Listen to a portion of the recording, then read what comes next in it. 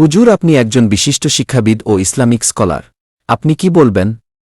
নবীজির একজন সাহাবী হয়েও আমিরে মুয়াবিয়া কি ধরনের জঘন্য অপরাধ করেছেন? সাহাবী বলে কি তিনি সকল পাপ থেকে মুক্তি পেয়ে যাবেন? তার কি কোনো সমালোচনা করা যাবে না? বিসমিল্লাহির রহমানির রহিম। ওয়াসসালাতু ওয়াসসালামু আলা সাইয়্যিদিল মুরসালিন ওয়া আলা আলিহি ওয়া আসহাবিহি আজমাইন। হযরতে আমির মুয়াবিয়া রাদিয়াল্লাহু তাআলা আনহু সাহাবী হয়েও যেসব ফৌজদারি অপরাধ এবং অপকর্ম করেছেন তা অনেক বিস্তৃত।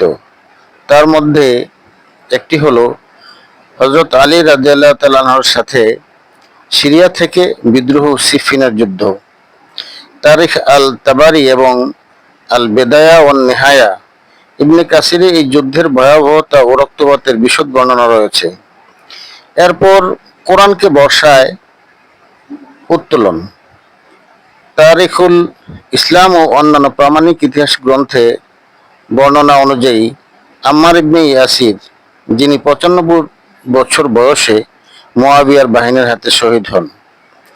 এরপর রয়েছে হাসান ইবনে আলী রাদিয়াল্লাহু তাআলার সাথে চুক্তিভঙ্গ। যুদ্ধের পর হযরত হাসান রাদিয়াল্লাহু তাআলা আনহু মুসলিম উম্মার ঐক্যের স্বার্থে মুয়াবিয়ার হাতে ক্ষমতা ছেড়ে দেন এবং একটি চুক্তি স্বাক্ষরিত হয়।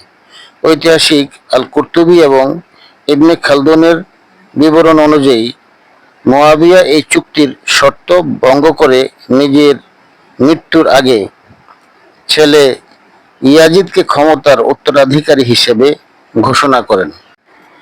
এরপর বলা যেতে পারে হাসান রাদিয়াল্লাহু তাআলা আনহুর হত্যাকাণ্ড। ইবনে আব্দুল বার রচিত আল ইশতিয়ার এবং অন্যান্য শিয়া ও সুন্নি মিশ্রিত ঐতিহাসিক সূত্রে এই হত্যার পিছনে মুয়াবিয়ার প্ররোচনার কথা উঠে এসেছে।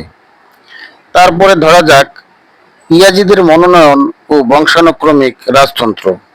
প্রখ্যাত ঐতিহাসিক ইবনে আসাকির ও অন্যান্য ঐতিহাসিকদের গ্রন্থের বর্ণনা অনুযায়ী এই বিতর্কিত সিদ্ধান্তের পরিণামেই পরবর্তীতে কারবালার ট্র্যাজেডি সংঘটিত হয়েছিল। হযরত মুয়াবিয়ার অপকর্ম পরবর্তীতেও অনেক বড় ধরনের প্রভাব বিস্তার করে, যেমন মদিনায় হত্যাকাণ্ড ও কাবাগর আক্রমণ।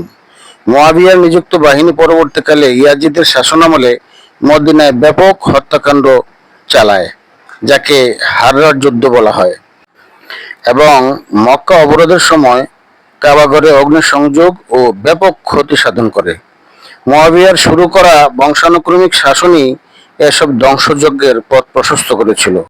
হযরত আমির মুয়াবিয়া রাদিয়াল্লাহু তাআলা আনহুর বিরুদ্ধে এতক্ষণ যা বললাম, যেমন হযরত আলী রাদিয়াল্লাহু তাআলা আনহুর বিরুদ্ধে সিরিয়া থেকে বিদ্রোহ ও সিফিনের যুদ্ধ, 2 কোরআনকে বর্ষার মাথায় উত্তোলন, 3 হাসান ইবনে আলী রাদিয়াল্লাহু তাআলার সাথে চুক্তি ভঙ্গ, 4 হাসান রাদিয়াল্লাহু তাআলা আনহুর হত্যাকাণ্ড, 5 ইয়াজিদের মনোনয়ন ও বংশানুক্রমিক রাজতন্ত্র, 6 মদিনায় হত্যাকাণ্ড ও কাবাগর আক্রমণ, এসবই কোরআন এবং হাদিসের সরাসরি বিরুদ্ধাচরণ।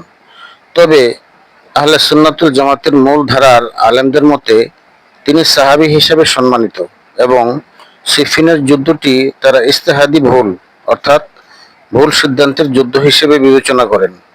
পক্ষান্তরে শিয়া ও অন্যান্য ঐতিহাসিক বিশ্লেষণে তাকে একজন বিতর্কিত ক্ষমতালোভী ও জুলুমকারী শাসক হিসেবে চিত্রিত করা হয়েছে। আল্লাহু আ'লামু ওয়া মা আলাইনা ইল্লাল বালাগ।